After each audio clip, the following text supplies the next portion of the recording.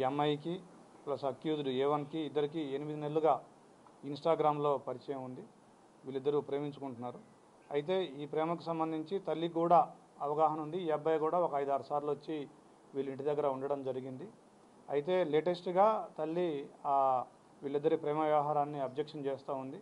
ఈ అమ్మాయి వెర్షన్ ప్రకారం ఆ అమ్మాయిని కూడా 1-2 సార్లు కొట్టిందని చెప్తుంది, దండించిందని చెప్తుంది. దాంతో ఈ అమ్మాయి కక్ష పెంచుకొని తల్లిని అడ్డు తొలగించుకుంటే తప్ప నేను ప్రశాంతంగా ఉండలేను, నేను ఇతనితోటి ఉండలేనని చెప్పేసి భావించి ఇతన్ని బాగా రెచ్చగొట్టి ప్రోత్సహించి మా అమ్మని చంపాల్సిందే అని చెప్పేసి ఇతన్ని రెచ్చగొట్టడంతో ఇతను వచ్చి వాళ్ళ తమ్ముడిని కూడా సపోర్ట్గా తీసుకొని వచ్చి ఈ హత్య చేసినాడు.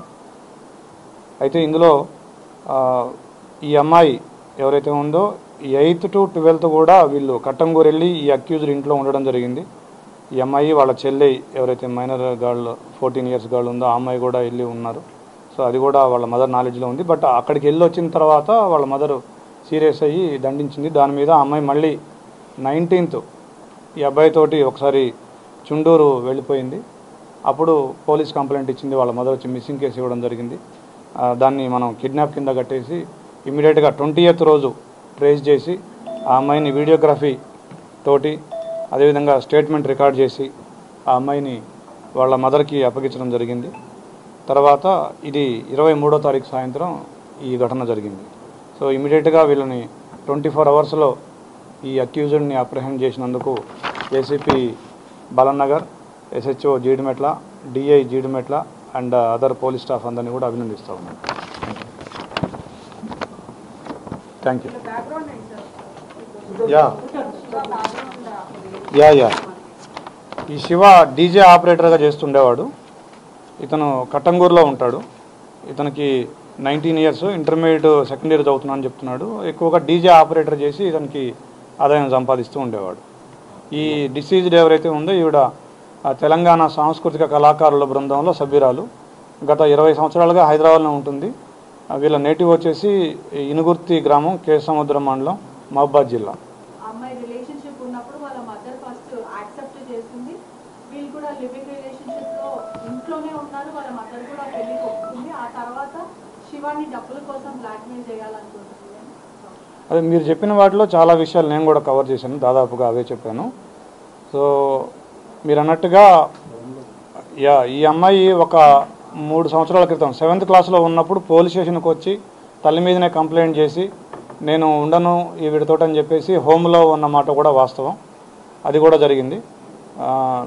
ఈ అమ్మాయి మా ఇంట్రాగేషన్లో కూడా దాదాపుగా మీరు చెప్పిన పాయింట్లన్నింటినీ కూడా ఏకీభవిస్తూ ఈ అమ్మాయి చెప్పిన పాయింట్లు నన్ను ఎక్కువగా కొడుతూ ఉండేది అనేది, నన్ను ప్రేమగా చూసుకోలేదని నాకు అనిపించిందని కూడా అమ్మాయి చెప్పడం జరిగింది.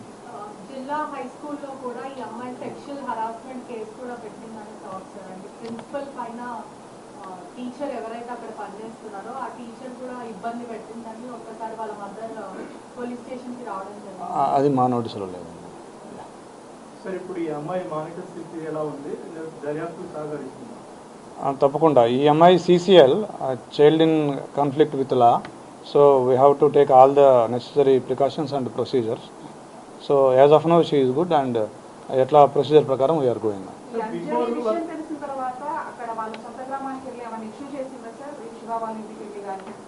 లేదు లేదు, కేవలం బిడ్డతో మాత్రమే ఆవిడ హార్ష్గా ఉంది, కానీ అక్కడికి వెళ్ళడం కానీ అట్లాంటిది ఏం లేదు.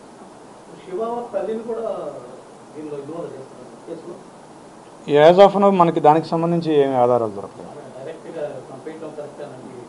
యాజ్ ఆఫ్ నౌ ఆవిడ ఇన్వాల్వ్మెంట్కి సంబంధించి మనకైతే ఏమి ఆధారాలు దొరకలేదు.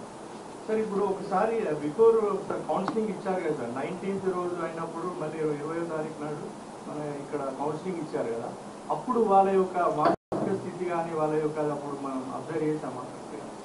యా, ఆ రోజు మనం యాజ్ పర్ ప్రొసీజర్ మనకి కిడ్నాప్ కంప్లైంట్ వచ్చింది.